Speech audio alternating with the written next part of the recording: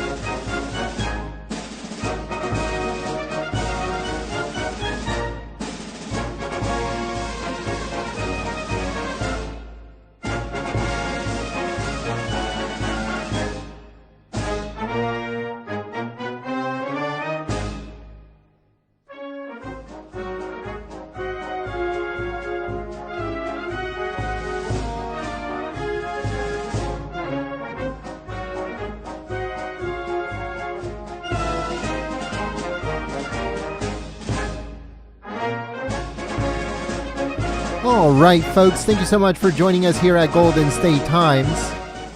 And also thank you so much to the Patriots for their kind word and their condolences in the chat. Thank you so much for your help and for your kind words. We're a little bit better today than we were yesterday. Myself, because my wife. You know, it hurts most to me because of my wife. Because of what she's going through and the emotional roller coaster she's going through. But she's doing very well today. So that makes me very happy. But we're going to be giving shout outs here to everyone that is sharing the live stream. Yeah, we will go on from there. Let's see. All right, so we should put President Trump live. And the crazy thing about it, folks, is that the way that I look it up when it comes to who is sharing the live stream, all I have to put in the search is Trump Live, and your post, your tweet comes up. For instance, I click on latest, and we have here, let's see, we have Patriots sharing the live stream. And we have Mark. Thank you so much, Mark, for sharing the live stream on social media.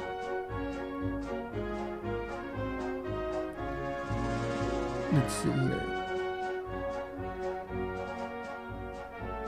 Who else do we have on here, folks? Make sure you guys please share the live stream on social media. And don't forget to click the thumbs up button. It helps us out a lot. And we also like to give a big thank you to Equal It. Thank you so much for your help and your support. Your support through Super Chat, emoji Super Chat. Thank you so much. Christy Lee, thank you so much for sharing the stream. We also have Michelle Battistone sharing the stream. And we also have Gulf Coast Granny. Thank you so much for your support sharing the stream.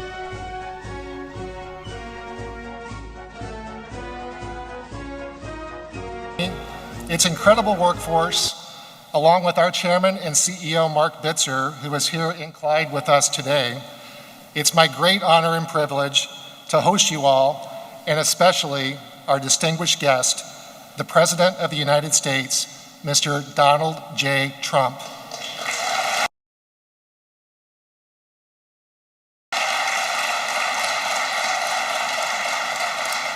I would also like to extend a warm welcome to Senior Advisor Jared Kushner, Secretary of Labor Eugene Scalia, Senior Trade Advisor Peter Navarro, Ohio Congressman Jim Jordan, and Ohio Lieutenant Governor John Husted. I would also like to note that Senator Portman had planned to be with us this afternoon, but has stayed back for a very important vote. But we appreciate his support. Thank you all for being here to support our Clyde community and American jobs. As the last remaining US-based large appliance company, Whirlpool is proud of our 109-year-old heritage of innovation. We're striving to be the best kitchen and laundry company in the world, in constant pursuit of improving life at home for our customers, our employees, and our communities in which we operate. And we're truly proud of the fact that 80% of the products that we sell in the US are manufactured right here in our 9 US factories across America.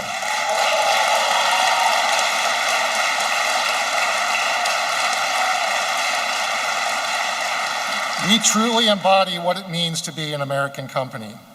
And that's largely because over the last 5 years, Whirlpool has invested more than $4 billion in American innovation, our products, our people, and our manufacturing facilities. It's during this especially challenging time of COVID-19 that I'm most proud of our incredible workforce who have been tireless in their commitment to care for the needs of families across our nation. Our plants have been operating safely during the pandemic and are now running full out to help our communities in this critical time of need. Right now in Clyde, Ohio, we are producing about 20,000 units per day. That's one washer every 4 seconds. To all of my colleagues, I am proud to say that teamwork is not just a slogan. Rather, it's the core of what we do. It's a core value. It's who we are. At Clyde, together, we are part of one of the world's largest and most advanced home washer production facilities. At the heart of Whirlpool's success in Clyde are generations of dedicated manufacturing professionals who successfully compete each and every day to design and build the best products in the world. It's now my pleasure to introduce Dan O'Brien, who is our plant leader here at Clyde. His leadership at this plant for the past 10 years and in this community make all the difference for our workforce and our customers. Please join me in welcoming Dan O'Brien to the stage.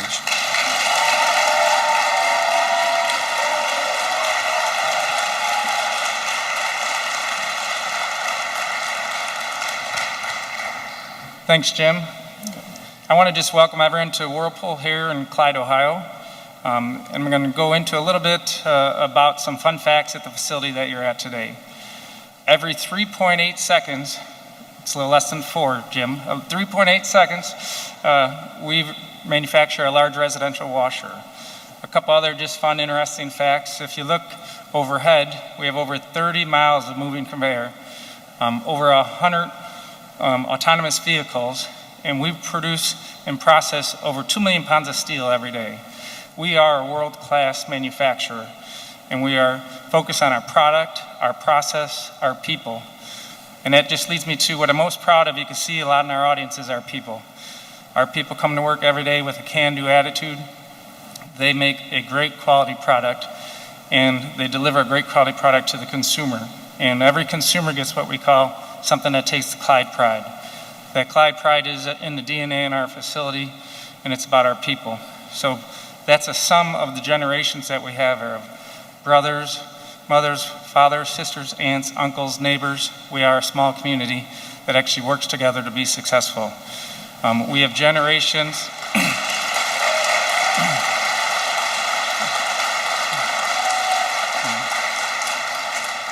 We have generations of employees, 30 years, 40 years, 50 years of expertise that can't be duplicated, yet we're a diverse workforce and we're willing to learn and compete against anybody in the world.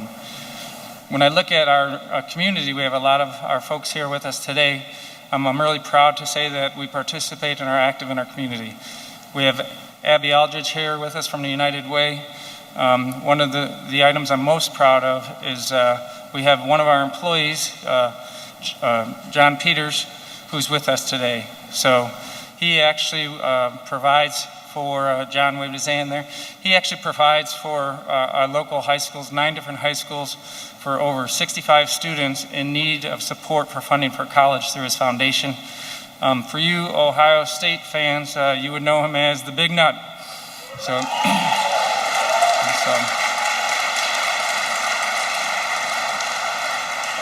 And really what Jim pointed out is we are the last remaining US-based large appliance company. Think about that. We are the last. And with a fair playing field, we could take on anyone worldwide. And with that, with the employees here we have today, on behalf of Whirlpool Corporation, ladies and gentlemen, the President of the United States, Donald J. Trump.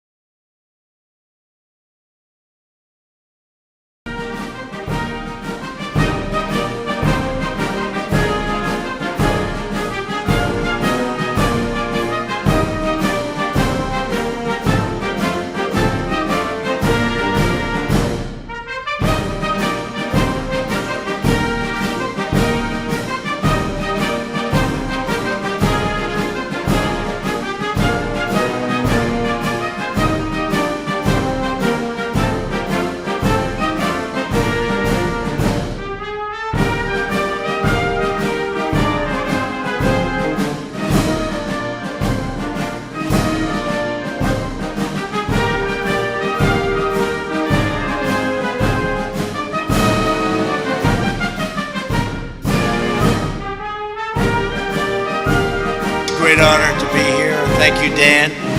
I'm thrilled to be in the great state of Ohio. You were very good to me, but I've been very good to you. I've been very good to you. We've been good to each other. With the incredible men and women of Whirlpool, the largest washing machine factory anywhere in the world. Every day, 20,000 gleaming new machines rolling off that beautiful assembly line. I just got to see it. And every single one is proudly inscribed with that glorious phrase, made in the USA. Remember?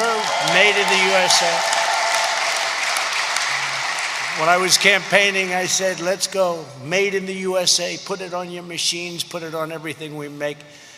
I'm grateful to everyone at Whirlpool for welcoming us today, including Mark Bitzer. Thank you, Jim Kepler, and Sarah Bovum. Thank you very much. Sarah, where's Sarah? Thank you. Thank you very much, Sarah Bovum. Also with us today is Secretary of Labor, Gene Scalia, and a warrior. I'm sure you never heard of him. He's a warrior, a great, great wrestling champion, and a great guy, Jim Jordan. Jim. He is a warrior. Thanks, Jim. He's tough. I'm not going to wrestle him ever, I promise. And another warrior, a great fellow who has been right at our side. He works with Jim and I so much and so hard, Bob Latta. Bob, thank you very much. Thank you, Bob. Also, Lieutenant Governor John Husted. Thank you, John. Thank you, John. Thank you. State Senate President Larry Orpoff. Larry, thank you very much. Thank you, Larry. Thank you, Larry. Clyde Mayor, Scott Black, and many other distinguished guests, great people, great representatives. Thank you, fellas. Thank you very much. As we celebrate Whirlpool's 109-year legacy of American manufacturing excellence, today I want to lay out my vision to bring millions and millions more jobs and thousands more factories back to American shores where they belong. We've been doing it long and hard. One of the reasons you're successful today happens to be a meeting I had probably 4 years ago with a very good representative of your company, saying what they were doing to you and how badly you were being treated by other countries. And you know what I did, and here we are today, the most successful plant. And we've done this in a lot of places. The duty of a president is to put this nation's own citizens first. That's why my administration swears by two simple but crucial rules: buy American and hire American. And no one knows better than the workers of Whirlpool the high cost of past administrations' economic blunders and surrender. On the question of foreign trade, previous leaders were guided by a shameful policy of capitulation, submission, and retreat. For decades, you watched as politicians let foreign nations steal our jobs, loot our factories, and plunder the crown jewels of the U.S. economy. And the word plunder is capitalized. Washington stood idly by as other countries engaged in unfair trade practices, such as massive subsidies, currency manipulation, and, in the case of your industry and your company, the wholesale dumping of foreign-made products sold below cost for the sole purpose of driving you out of business so they could give us product at double, triple, and quadruple the price. But we didn't let that happen, did we?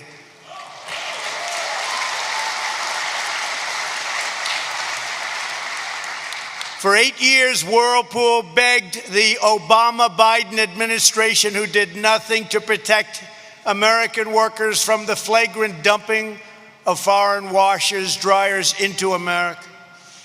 But your cries for help fell on deaf ears. You didn't see any action. They didn't act. They didn't care, and they never will. For 8 long years under Obama-Biden administration, American factory workers received nothing but broken promises and brazen sellouts and lost jobs. The last administration tied America up in one globalist debacle after another. They catered to the special interests while allowing foreign nations to siphon off our wealth, our dignity, our dreams, our money. The suffering of our workers was met with nothing but cruel betrayal and callous indifference. In 2013, the U.S. International Trade Commission found your competitors from Korea and other countries guilty of dumping washers into the U.S. market and ordered them to pay anti-dumping duties as high as 79%. But rather than pay these very high tariffs, LG and Samsung relocated production to another country, a country called China. Have you ever heard of it? And the last administration did nothing as they kept on dumping washers into the U.S. market with impunity. The Obama-Biden administration was laughed at. They were a joke, and they were perfectly happy to let China win. Your jobs disappear and your factory to close. And you know what it was like. I came through today and everybody was out there, tremendous crowds, waving and cheering. I said, I must have done it right, because you had people that were really something. Because 4 or 5 years ago, this place was a disaster. In 2017, Whirlpool won relief from the ITC once again. Once more, your foreign competitors moved their factories to prevent a level playing field and to avoid liability, shifting production to Thailand and to Vietnam. Thailand and Vietnam, two places that I like their leaders very much. They're very nice to us. Do they take advantage of the United States? But not so much anymore. But this time there was one big difference. Instead of an administration that sold out American workers and sold your company out and couldn't have cared less for you, you finally had a president who stood up for the American worker. On January 23rd, 2018, at my desk in the Oval Office, I proudly signed the order to impose a 50% tariff on all foreign-made washing machines.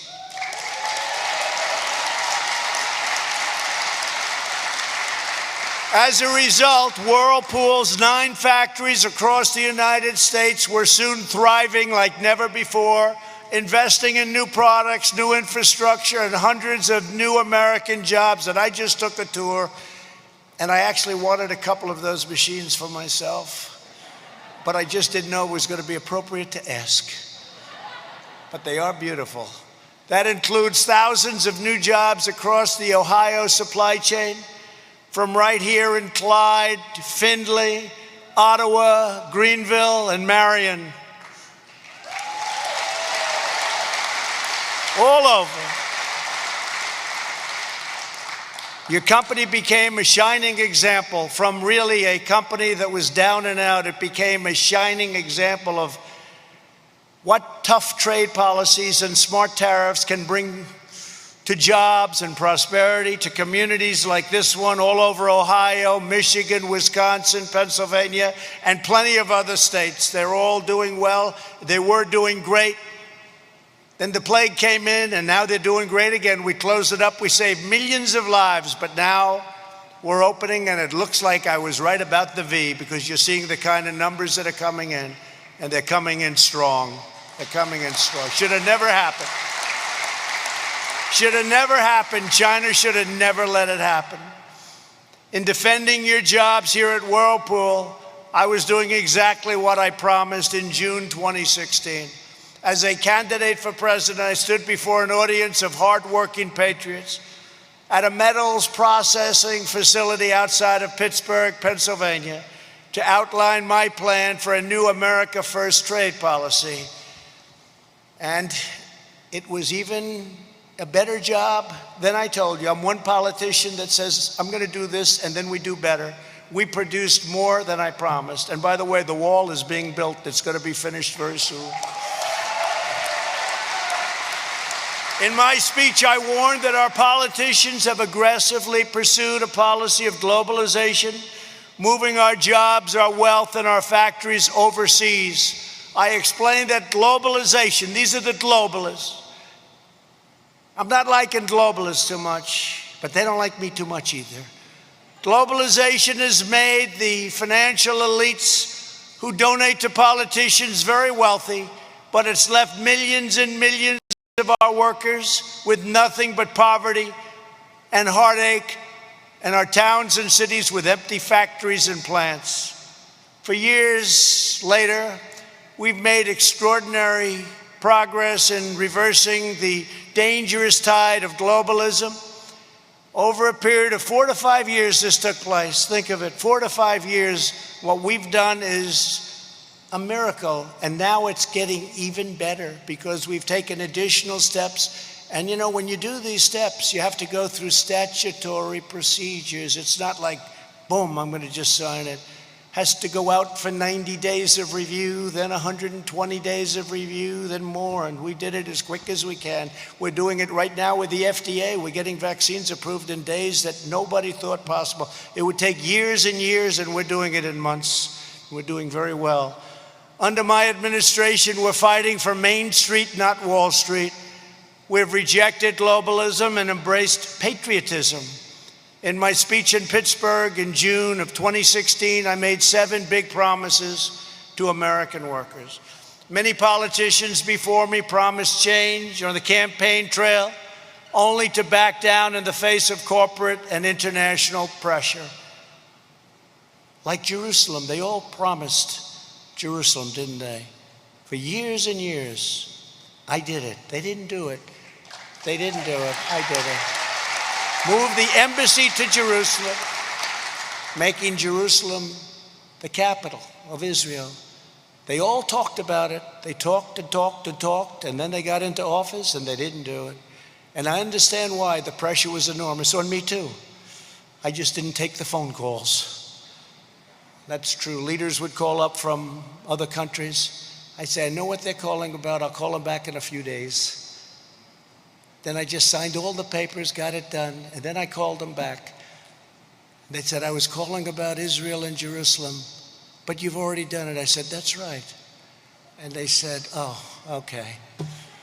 I said, hey, I wish you got me a little bit earlier.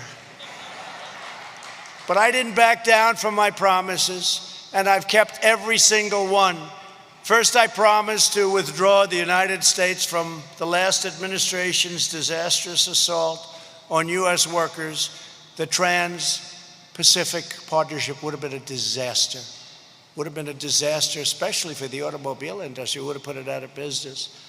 My first week in office, I kept that promise and canceled that job-killing catastrophe.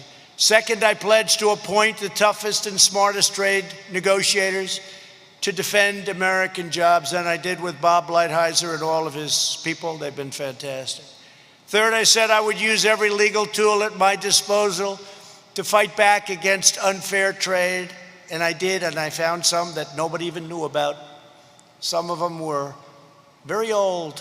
They had a lot of dust on them, hadn't been used for decades and decades, but I found them. Things you could never get past today. Fourth, I promised to label China a currency manipulator, and I did. Fifth, I said we would bring trade cases against China to crack down on its economic aggression. Sixth, I committed to impose tariffs on goods to protect American jobs and stop China and many other countries' abuses under Section 232 of the Trade Expansion Act of 1962 and Section 301 of the Trade Act of 1974. As your president, I have kept every single one of these pledges to the American people and to the American worker without exception. Every one has been done. Seventh, one of my biggest promises in that speech was to replace the disaster known as NAFTA, one of the worst trade deals ever made by any country, let alone ours. Ohio lost almost 40% of its manufacturing jobs after NAFTA was signed. Half of all of the automaking jobs across the state were wiped out. Earlier this year, I finally ended the NAFTA nightmare and signed the brand new USMCA agreement. That's United States and Mexico and Canada. And all of those bad things that you had to suffer with, you're not suffering anymore, because now people and companies have an incentive to stay. They're not going to be leaving so fast.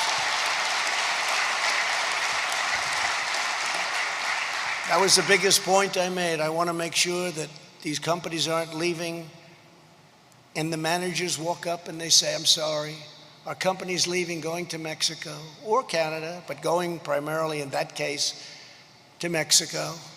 Canada takes advantage of us with dairy. Unbelievable advantage, but not anymore.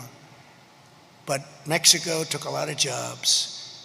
And I said, I don't want companies moving. And if they do move, remember, you've heard it, if they do move, when they make that product, they got to pay a big price to sell it back into our country.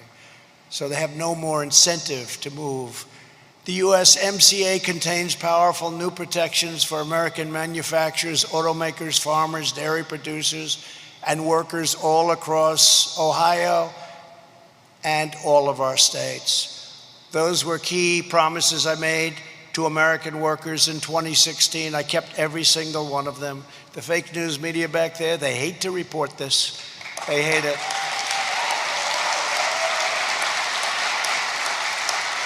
Why do they hate it? Because they're fake.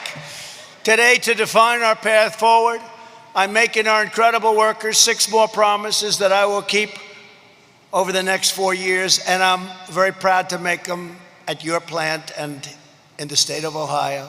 First and foremost, we will defeat the China virus. We're working very, very hard. We call it the China virus. We call it the invisible enemy. We call it many different names. It's got many different names, but it's bad, and we've made tremendous strides. We're attacking the virus from every angle, and through this aggressive strategy, we will win the war, and it will happen sooner than people think. We're developing a bounty of therapies such as remdesivir, dexamethasone, antibody treatments. The antibody treatments are really working out well, really well, and many more that have allowed us to reduce mortality by 85% since April. Under Operation Warp Speed, 2 vaccines are already in the final stage of clinical trials, and we'll have a vaccine very soon, I hope long before the end of the year. We've dramatically increased our domestic production of personal protective equipment, such as N95 respirators, gowns, and gloves. We've got factories now all over the United States making these products. And we've developed the most advanced testing system on earth to produce our most, and this is what we have to do. We have to produce not only cleanliness and perfection in every way, but we have to protect our most vulnerable citizens against this horrible virus. And that's, generally speaking, the elderly, especially the elderly with problems of the heart, problems with the heart, and diabetes in particular. Those 2 are a basic disaster. Our strategy shelters those at highest risk while allowing those at lower risk to get safely back to work and to school. Instead of a never-ending blanket lockdown causing severe long-term public health consequences, we've targeted and looked at data-driven approaches, and that's what we're doing. Again, when you close down, and we had to do it initially because it came and hit us big, hard, and nobody knew what it was, and we saved millions of lives. But today, you just pinpoint it. We know what to do, and we know who to protect. As an example, very young children are incredibly powerful. They're much stronger than all of us when it comes to the immune system. It's an incredible thing to see. But we know who to protect, and we know what to do.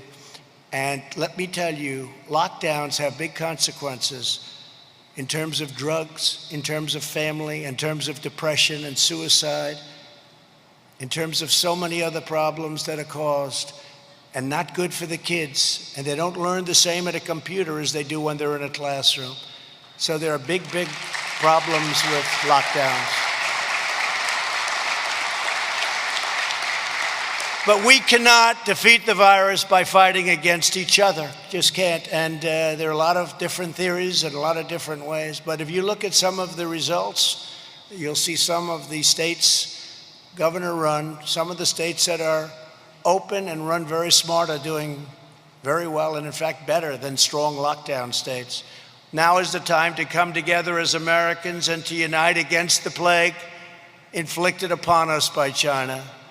Together we will prevail. My second promise to you is this: we will rise from the current adversity of this horrible, invisible enemy, and we will be more prosperous and resilient than ever before. We've done things that we never knew we could do.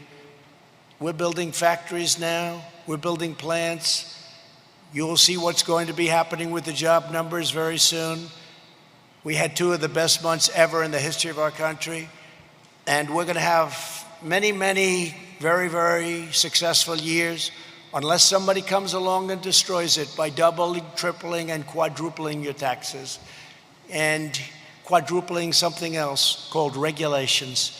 It will be ended. It will be depression time.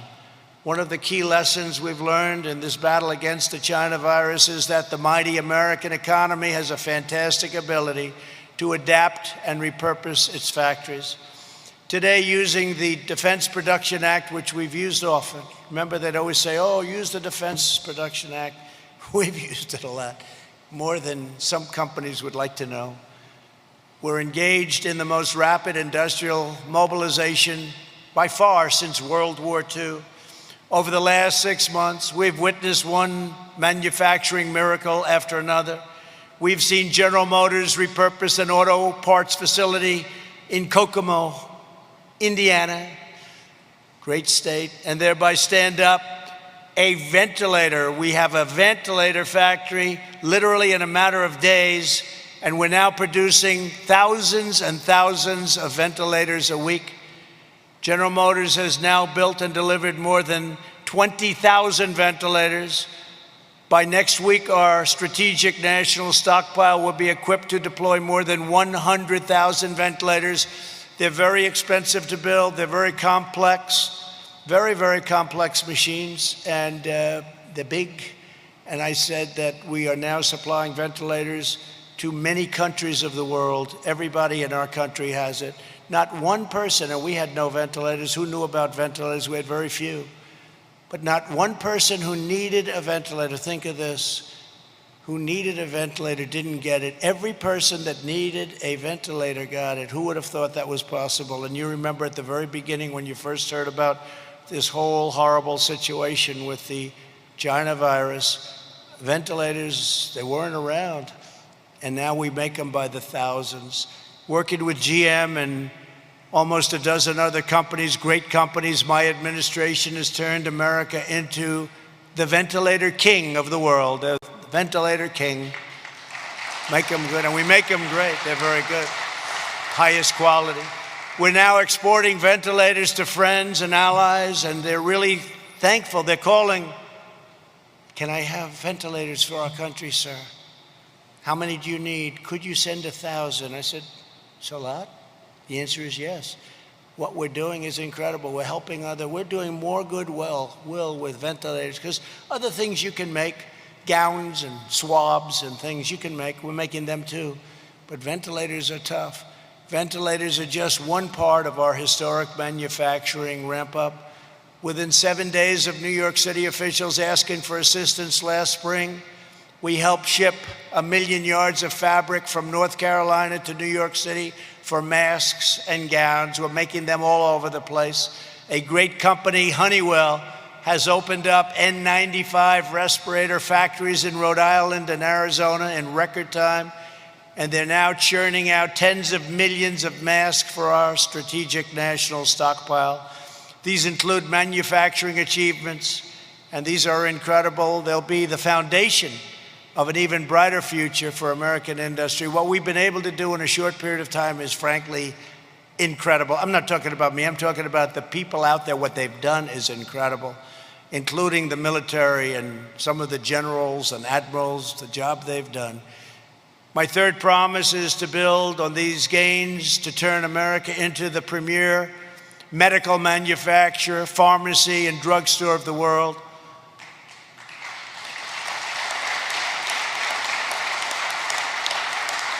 As we've seen in this pandemic, the United States must produce essential equipment, supplies, and pharmaceuticals for ourselves. We cannot rely on China and other nations across the globe that could one day deny us products in a time of need. We can't do it. We can't do it. We have to be smart. And speaking of pharmaceuticals, we instituted 4 moves, rebates, favored nations, and other things, buying from other nations where they have the product, the same exact pill, identical, made in the same factory, for a fraction, just a small fraction of the cost. We buy from other countries as opposed to buying through this ridiculous quagmire of political scam that we've been going through for many years. And what I've done in terms of favored nations, if, as an example, Germany has a pill for 10 cents and we have a bill for $2, we institute favored nations on the drug company, we get the pill for the same amount as the lowest pill anywhere in the world. Anywhere in the world. And that could drop your price of pharmaceuticals, of drugs, prescription drugs, could drop your price 50, 60, 70%, maybe more than that. This is something, now I have to tell you, I have never seen so many bad commercials about me as in the last 3 days since I did this.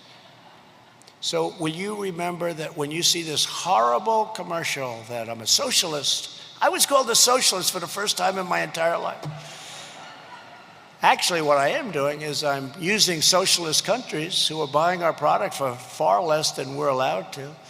I'm saying, well, if you're going to sell it to this country, might be socialist, for a lower price, so we're going to get that same price. So, you know, but I have been called everything in the book. And I said the other day, whenever you see a drug company advertising that Donald Trump's a bad guy, remember your drug prices must be coming down very big, very big. So please remember that. Please remember that, because I don't want to get all those negative votes and then Biden wins and first month he'll say, I dropped drug prices 78%. And he won't even know what the hell he's saying. I don't want to be watching that from some beautiful resort someplace in the world. I could have, I had such a beautiful life before I did this, but that's okay, because we're doing a great job. And it makes me very happy to see people being properly represented for a change. But during the course of the next 4 years, we will bring our pharmaceutical and medical supply chains home. We're going to bring them home where they belong. And we'll end reliance on China, just like we did with the washers and dryers, just like we did with many other things. We'll be making our product here safely, beautifully, and inexpensively.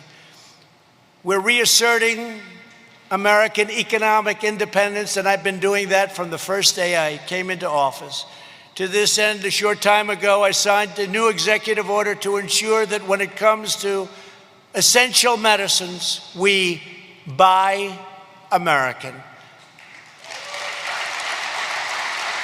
The executive order will require that U.S. government agencies purchase all essential medicines that we need from American sources. The executive order will also sweep away unnecessary regulatory barriers to domestic pharmaceutical production and support advanced manufacturing processes.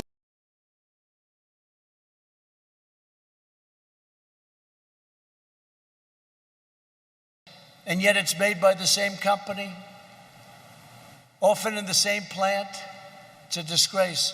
That will keep our drug prices low and allow American companies to compete on the world stage. We'll be able to compete on the world stage, but we're now going to have the lowest prices as opposed to by far the highest prices. I have people that I know that go to Canada. They go to Canada to buy drugs. Men for a long time. They are so wealthy. They are so wealthy. Nobody has any idea who the hell they are, what they do. They make more money than the drug companies. You know, in all fairness, at least the drug companies have to produce a product, and it has to be a good product. But the middlemen, well, the rebate that I'm doing cuts out the middlemen and it reduces costs, and the money goes back to the people purchasing the drugs. So I have a lot of enemies out there. This may be the last time you'll see me for a while. A lot of very, very rich enemies, but they are not happy with what I'm doing. But I figure we have one chance to do it, and no other president's going to do what I do. No other president would do a favored nations, a rebate. buy from other nations at much less cost? Nobody. And there are a lot of unhappy people, and they're very rich people, and they're very unhappy. Here's my fourth promise to American workers. Beyond our medical supply chains, over the next 4 years, we will onshore millions of new manufacturing jobs across many other critical sectors that are vital to our national security and prosperity, from electronics to machine tools to shipping, aerospace, autos, and of course to iron and to steel.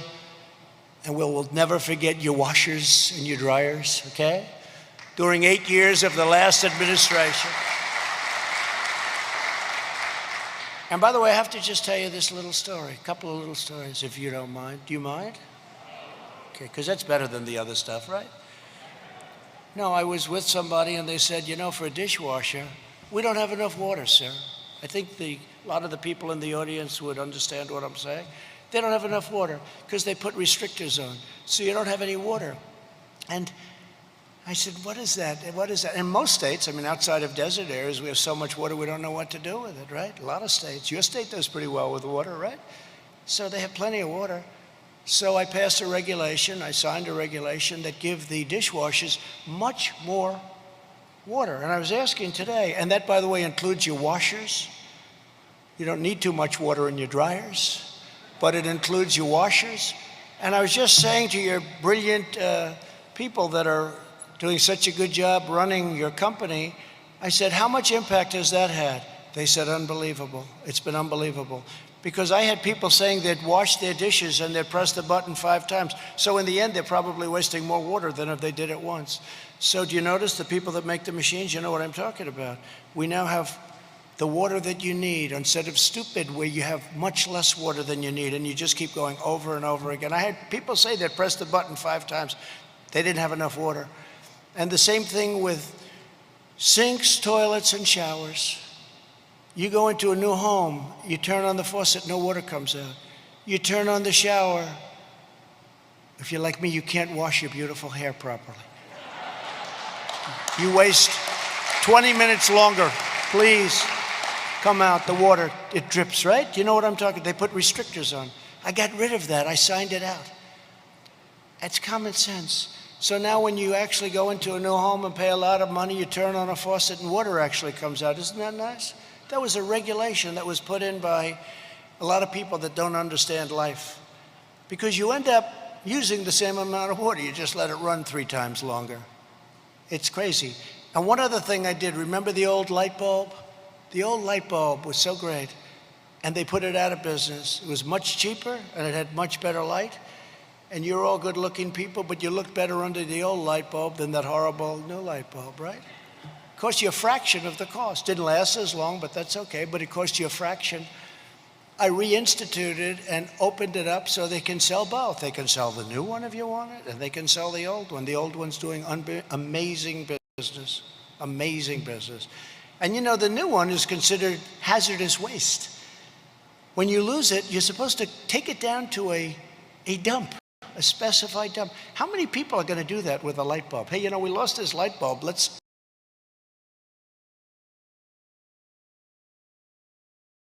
But I particularly like it because I don't look 28 so miles outside of the city to get rid of it. It's hazardous waste. So I put the old bulb back in, and you can use the new one. You can use anything. I guess it's competition. But I particularly like it because I don't look so orange. So it's very nice. Very nice. So I put the old bulb back in, and you can use the new one, you can use anything. I guess it's competition. But I particularly like it because I don't look so orange. So it's very nice. Very nice. I don't like that look. Never. But it's a tremendous thing, and it's having tremendous success. So they'll, scoff and say, oh, who cares about that? Very big stuff. These are big things. A lot of people have come up, thank you, sir. They had sinks that didn't give water. They had showers that didn't give water, the whole thing. And it's been a great thing. It's been very popular. And we might as well tell you about it. And we might as well tell you about it because people don't talk about it. But these are things that no other president would be doing. No other president, frankly, would be even thinking about. During 8 years of the last administration, America lost 10,000 factories and nearly 200,000 manufacturing jobs. Think of that. In contrast, my administration added over 500,000 manufacturing jobs. It was up to actually 701,000 jobs before the plague came in. And if you remember, President Obama, you need a magic wand. No, you don't.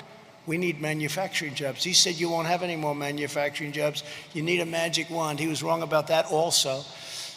My fifth promise to American workers is to bring back American jobs and factories using every tool at my disposal, including tariffs. I love properly put on tariffs because they bring unfair competitors from foreign countries to do whatever you want them to do. Countervailing duties and new trade deals based on the principle of fairness and reciprocity. And I'll be signing something very important. Watch over the next week. I think you'll be very proud of your president. I'm going to be signing something that's very important over the next probably week. And it'll have a tremendous impact on fairness and trade. As part of this commitment, earlier today I signed a proclamation that defends American industry by reimposing aluminum tariffs on Canada. Canada was taking advantage of us, as usual. And I signed it, and it imposes, because the aluminum business was being decimated by Canada, very unfair to our jobs and our great aluminum workers. 7 months ago, my administration agreed to lift those tariffs in return for a promise from the Canadian government that its aluminum industry would not flood our country with exports and kill all our aluminum jobs, which is exactly what they did. Canadian aluminum producers have broken that commitment, and the U.S. Trade Representative Robert Lighthizer has advised me that this step to reimpose tariffs is absolutely necessary to defend our aluminum industry. To be a strong nation, America must be a manufacturing nation and not be led by a bunch of fools. That means protecting our national industrial base. We have to protect our great companies and our great workers. My sixth and final promise today is to forever uphold the commitment I made from the beginning. I will always put American workers first, always. They'll always be put first.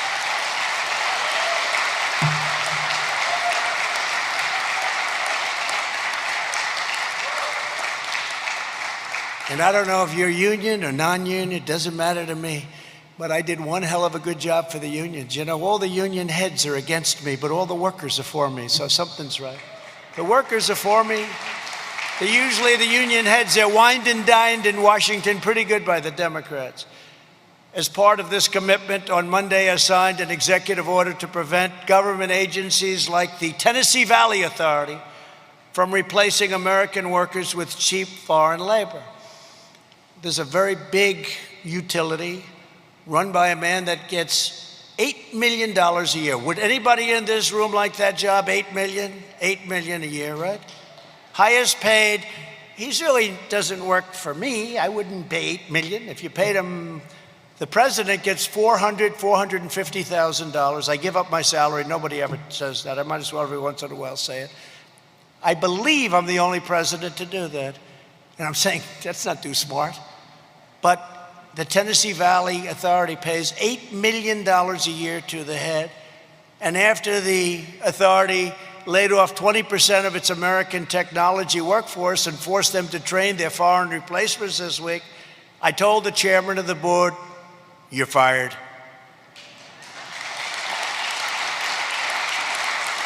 And the firings will continue unless the layoffs are reversed and the American workers are rehired. And by the way, as I was leaving for the great state of Ohio, did you ever watch Biden? Where he's always saying the wrong state. It's great to be in Florida. No, it's Ohio. I've never seen a guy, I haven't done that one yet. That's a disaster. I always say, Jim Jordan, if you do that, it's over, right? You can be Winston Churchill, the speech is over. You just walk off the stage. But he does it all the time. Nobody calls him for it. I love the state of Iowa. Sir, it's Idaho. It's Idaho. And the worst is when he's in like Indiana, and he says it's great to be with the people of Florida, and you have palm trees all over the place. But he does it all the time. There's something going on. But over the last 4 years, we've made extraordinary strides, and over the next 4 years together, we will turn the United States into the unrivaled manufacturing superpower of the world. We've been through a lot together.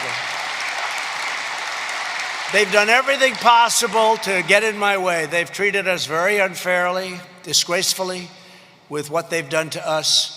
And despite what they've done, no administration in the history of this country has done more in the first 3.5 years than we have.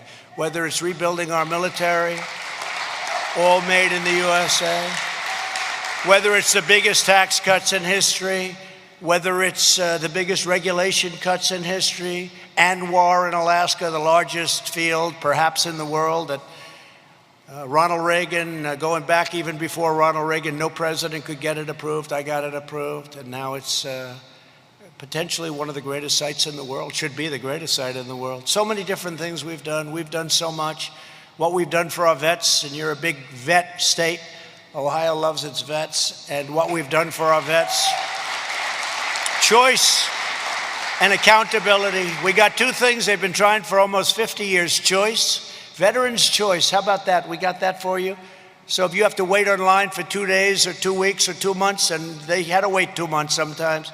If they had to wait online, they don't anymore. They go outside, they get a private doctor, we approve it, we pay the bill, and we take care of our vets like they're supposed to be taken care of. Just got a 91% approval rating. VA just got a 91% approval rating, highest ever, the highest it's ever had. And accountability, we have people that we're so scornful. They had hatred for our vets. They were treating our vets badly. Our vets have to be treated great. But you couldn't fire them. They could be sadistic, they could be thieves, they could be anything. You couldn't fire them because of civil service unions, et cetera, you know. Couldn't fire them. And I got the accountability, VA accountability. Now you look at them, they don't do a good job for our vets. You say, Jim, you're fired. Boom, get out. That's the story. We actually terminated over 8,000 people that were not treating our vets well, and they were there for a long time. That sounds a little bit cold, but the truth is they got to treat our vets well, right? So they have to do it. But we got accountability and we got VA choice. But to achieve the vision that we've been talking about for so long, we must finish the job and drain the Washington swamp once and for all, and we're doing it. For years, left-wing politicians smiled and looked at American workers right in the eye and took advantage of them and lied to them. They took your endorsements, they took your money, and they took your votes, and they did nothing. Then they turned around and inflicted one corrupt betrayal of the American middle class after another, whether it was NAFTA, TPP, the horrible Korea deal, the ridiculous Paris Climate Accord. How's it working out for Paris? Not so good. And China's entry into the World Trade Organization, which is probably the worst of all the deals, if you want to know the truth. That was where China signed that, and they went up like a rocket ship. And they violated the rules like nobody's ever violated them before. In fact, they're considered a developing nation. And because they're a developing nation, they have advantages. Well, we didn't accept that. But for years, they accepted that. And by the way, Joe Biden supported every single one of those horrible, disastrous sellouts. Under this administration, those days have been over. And we're not going back.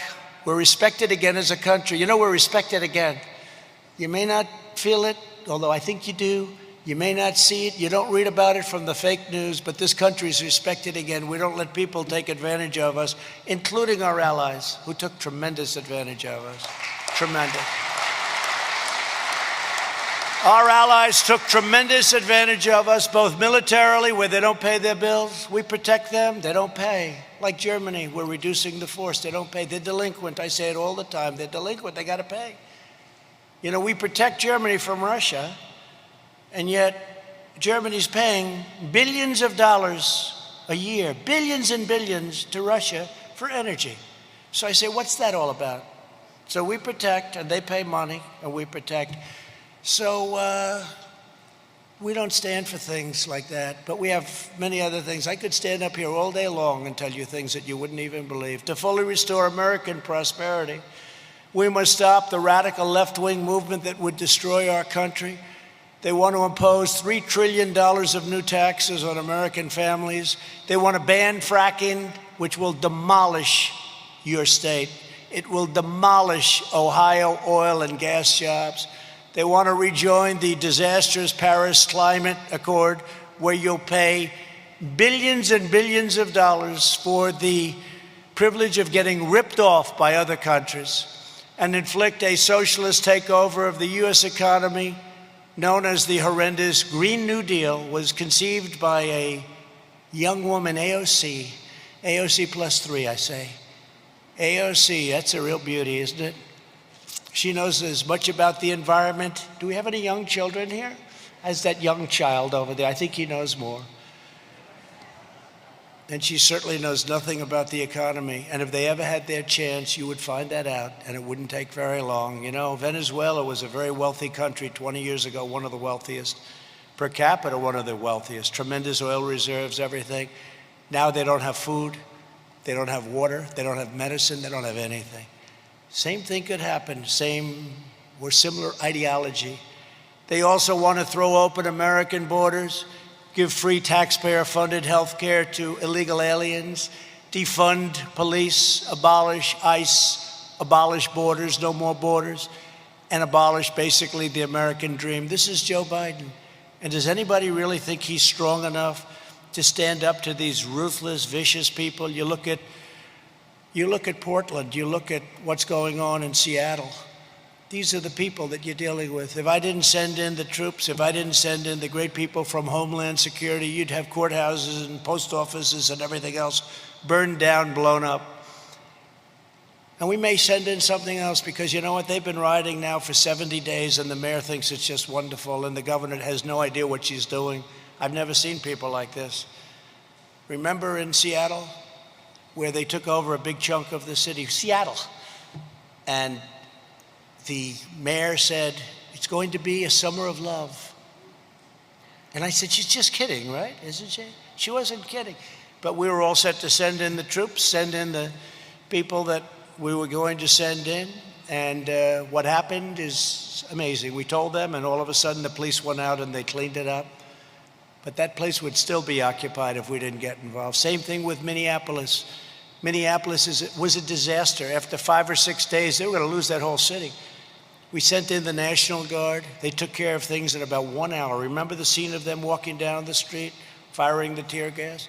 Now you're not even allowed, if you're looking at the other side, you're not allowed to use tear gas or pepper spray. You can't use any of that stuff. They can use Molotov cocktails and horrible things on you, but you're not allowed to do anything. So the police didn't want to have anything to do with the convention in a great state, Wisconsin, Milwaukee, for the Democrats. You couldn't use tear gas, you couldn't use pepper spray, you couldn't use anything. Think of how ridiculous this is. And you won't be able to use your guns because they're going to end your Second Amendment as sure as you're sitting there. But the proud people of Ohio will not let that happen. Together, we will preserve, protect, and defend our American way of life as long as I am president. Thank you.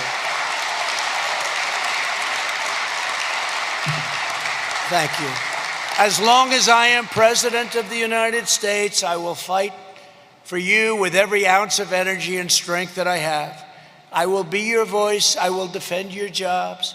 I will stand up to the foreign trade cheaters and violators that hate our country. I will never let you down. I will have your back 100%. For more than a century, the workers of this company have continued the proud tradition of American greatness embodied by your legendary founder, Lou Upton. It's a heritage grounded in the values of hard work and determination, innovation and excellence, faith and family, loyalty and patriotism passed down from one generation to the next. You have an incredible heritage. These are the values that have defined this company and defined our country from the very beginning, and they are the values that will define our future, that will ensure our success, and that will allow America to thrive and win for many generations to come. There is nobody that can defeat us, nobody. Now I'd like to take just a moment to introduce a few of the Whirlpool men and women whose jobs I had the honor of taking decisive action to protect and to save. Kerry Wallace is an operations analyst whose family has 100 years of history at this very plant. Kerry, please come forward and say a few words, please.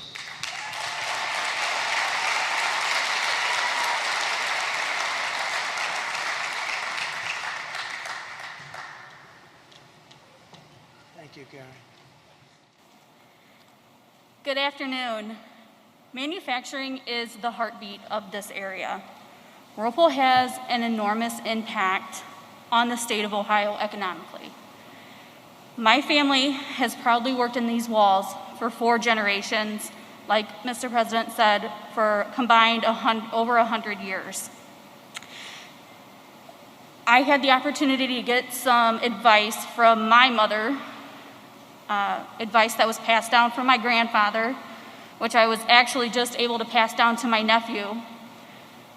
There is not another company that would provide financial security and career opportunities in this area like Whirlpool. It's true, the opportunities here are endless for us. Whirlpool has rewarded me with a completely new family also. I work with 3,500 proud individuals. Together we build American-made quality products here in Clyde. We bleed Whirlpool blue.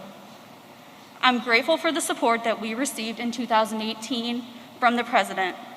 That support gives us the ability to compete and deliver in the marketplace now and for many generations to come. Thank you. Thank you, Karen. Wow. Great job. Marco Ontiveros is a first-generation American who started at this plant to support his family 17 years ago. Marco rose through leadership to become a production lead. Marco, please come up and say a few words, please.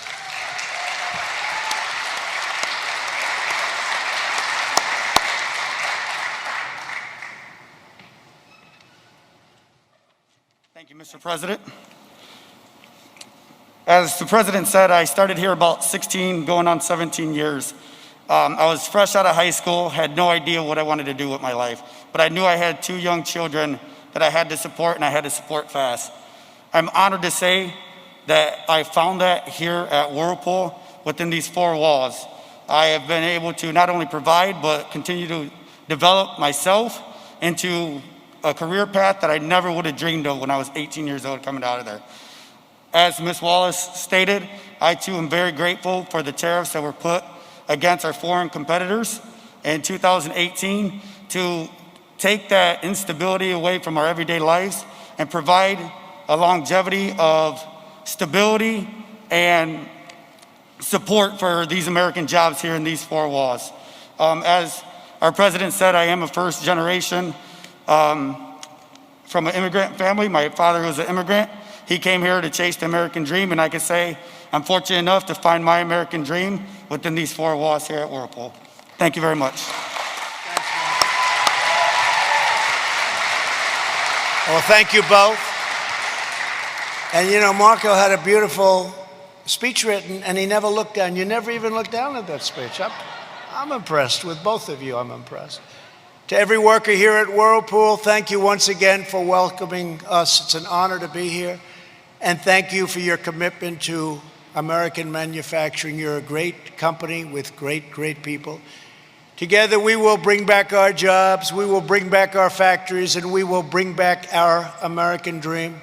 God bless you, and God bless America. Thank you very much. Thank you.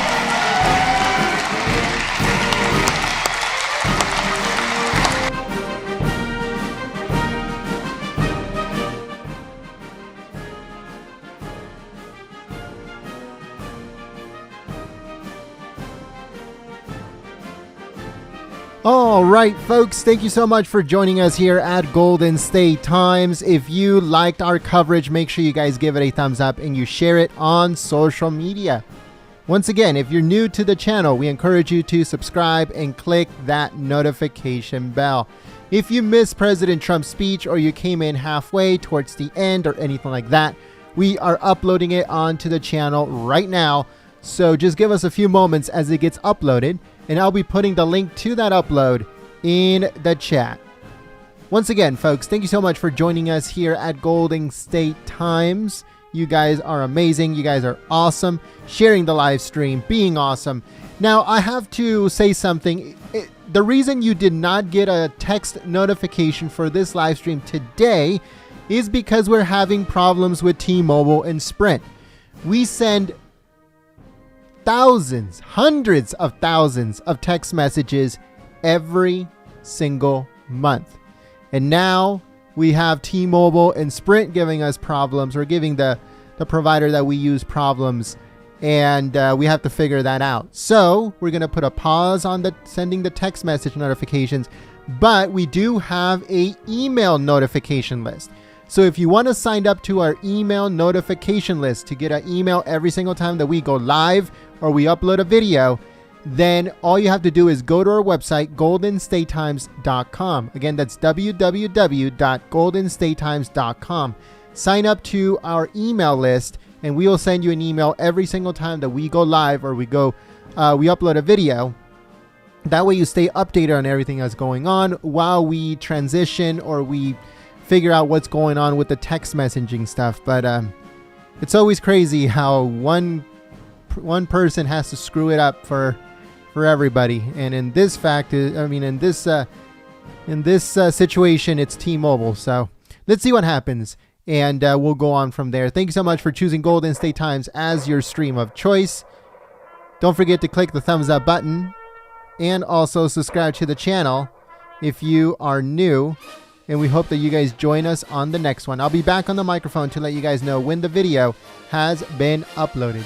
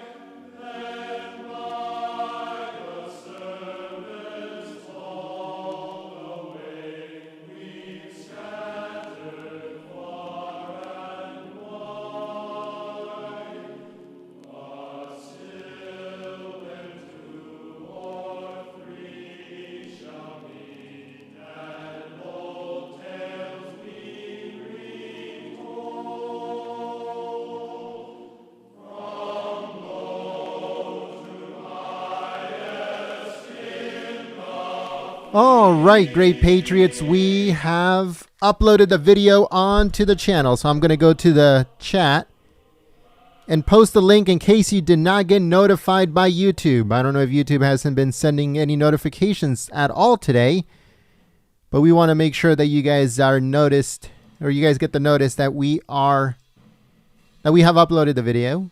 Sorry, I'm like doing this and talking at the same time, kind of messing up here. But once again, if you did not get notified by YouTube of our upload that we just put right now, or just upload we just did this very second, if you're not getting notified, then click the link in the chat.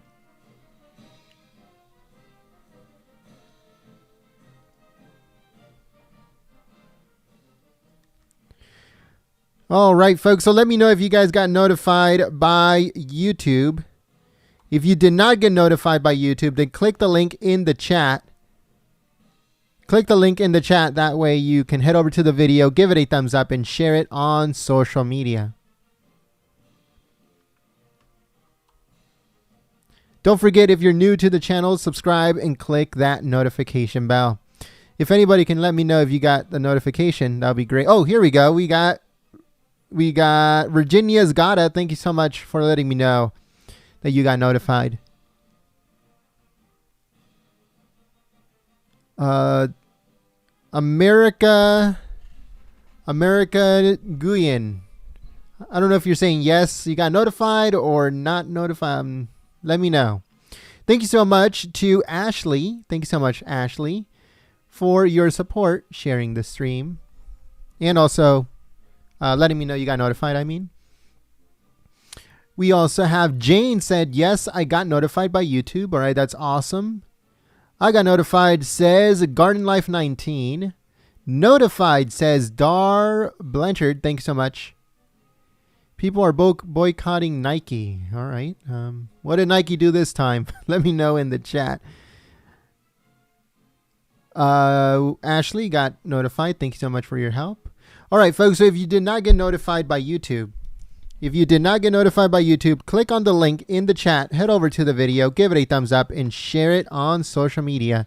Thank you so much for your help and your support. We hope to see you guys here next time. But until then, my name is Gent, G-E-N-T.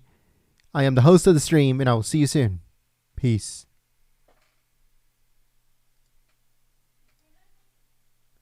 Thank you.